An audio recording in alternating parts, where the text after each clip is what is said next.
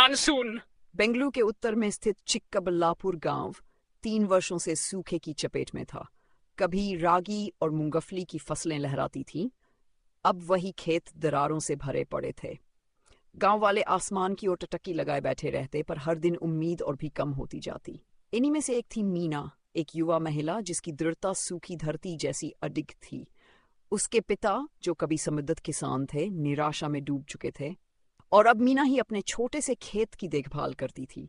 हर सुबह वह खेत के किनारे जाती, हवा से बातें करती, उम्मीद करती कि उसकी प्रार्थनाएं आसमान तक पहुंचेंगी। एक शाम जब सूरज क्षितिज के पार ढल रहा था, मीना ने एक अजनबी को गांव की ओर आते देखा। वह एक वृद्ध पुरुष था, कपड़े पुराने, आंखों में अनुभव की गहराई। उसने अपना नाम रवि बताया और पुराने समय की तकनीकों के बारे में बताया जिनसे वर्षा को बुलाया जा सकता था। मीना ने संदेह और आशा के बीच झूलते हुए उसकी बातों पर ध्यान दिया। उन्होंने मिलकर गांव वालों को इकट्ठा किया और उन्हें पुराने रीति रिवाजों को पुनर्जीवित करना सिखाया। विशेष पेड़ लगाना, पानी की नालियां बनाना और पुराने गीत गाना जो कभी इन पहाड़ियों में गूंजते थे। दिन सप्ताहों में बदले और समुदाय ने मिलकर अपने परिवेश को बदल दिया।